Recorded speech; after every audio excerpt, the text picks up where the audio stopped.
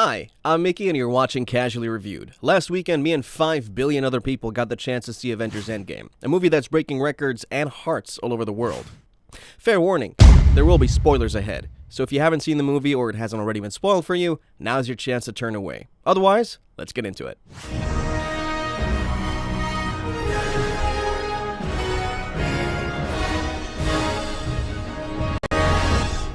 It's been over a decade since Robert Downey Jr. hammered away in the middle of a desert cave, cobbling together his first makeshift Iron Man suit.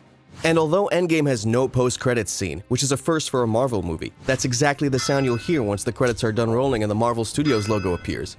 It's a somber reminder of how the Infinity Saga has come to a close, and a nod to where it all started.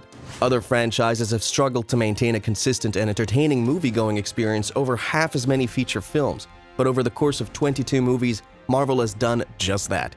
Endgame's 3-hour runtime brings this and many other character arc stories to its conclusion.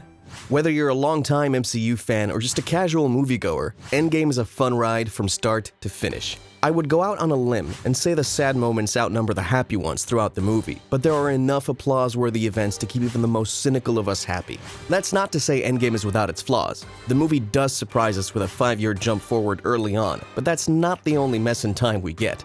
An integral part of the movie is Scott Lang, or Ant-Man's, return from the quantum realm, which is entirely due to a rat miraculously activating the quantum tunnel in the truck left in storage all this time, by the way. This allows the Avengers to crack time travel, and although anyone's first instinct is to go back and just smother baby Thanos in his crib, they decide against it and instead go back in time to several different moments from past movies, where we've seen the Infinity Stones, in an attempt to collect them all before Thanos does and undo his snap. This was a perfect way to revisit moments we all love from the MCU, and it honestly made me feel pretty nostalgic for the whole thing. But time travel is confusing. Really confusing. And there are no established rules for obvious reasons, so most movies that use time travel have to set some rules and come up with their own reasons why certain things can't be done that the viewer might consider a better solution. In the MCU, that explanation is simply that changing an event in the past, in this case removing an Infinity Stone, creates a branching timeline separate from the one the stone was in, and that change in the past doesn't change the future exactly, but makes that past your current present's future, and your future your... Look, I told you it was confusing. My point is, by the end of the movie, they kind of break their own rules when wrapping up Captain America's story arc, and that, along with the rat thing and a couple of other plot holes, leave a bit of a sour taste in my mouth. Does it ruin the movie, though? No. Endgame is still an amazing movie, and a perfect love letter to the MCU so far.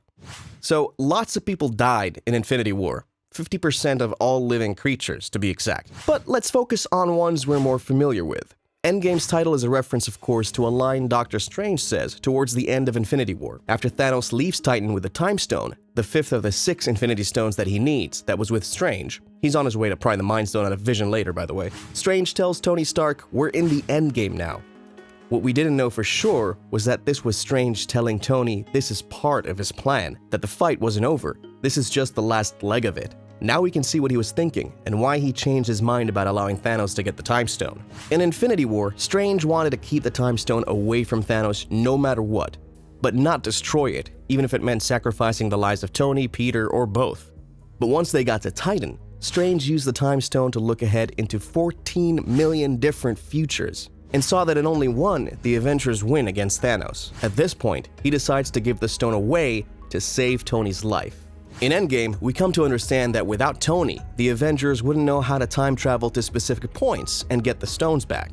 They wouldn't be able to acquire the Space Stone in a second timeline when Loki escapes with it during the first attempt, and most importantly, he wouldn't be around to snap his fingers one last time and dust away Thanos' newly arrived army in the present. Black Widow was the quote-unquote first to give herself up for the Soul Stone, in a truly emotional moment on Vormir. But in the end, it was Tony Stark who had to prove the Captain wrong and sacrifice himself for the greater good. If you've seen all the previous MCU movies, you'll be hit with plenty of emotional moments throughout Endgame. I obviously haven't talked about all the important plot points of the movie, but that would take a long time, so maybe we'll do it in a podcast someday. The important questions are, should you see Endgame?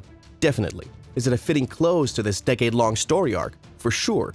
Is it a perfect movie? No, but it achieves exactly what it set out to achieve, and it's nearly impossible to walk out of it disappointed. The cast's love for the characters shines through every bit of the movie, and their performances are at times heart-wrenching. Even Professor Hulk, who's played by a motion-captured Mark Ruffalo, is so well done that sometimes I forgot his face wasn't real. But where does this leave us? Where does Marvel go from here?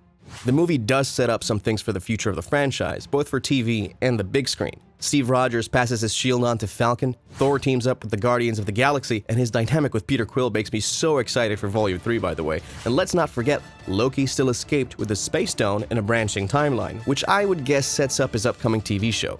While a lot of people were brought back from Thanos' snap, not everyone made the cut. Some people remain dead, mainly those who died before the snap, or who were sacrificed for the Soul Stone. Vision is gone, as is Black Widow, and the original Gamora, which leads us to believe the Black Widow movie will be a prequel and that Gamora in Guardians 3 won't be the same Gamora we know. How that affects the Vision and Scarlet Witch TV show, though? I don't know. In the end, Marvel's next phase is still alive with characters like Spider-Man, Guardians, Doctor Strange, Black Panther, and others, including some that might be more obscure and only the hardcore fans have heard of. It's the sad end of an era, but it's also the exciting beginning of a new one. This was Casually Reviewed. Thanks for watching.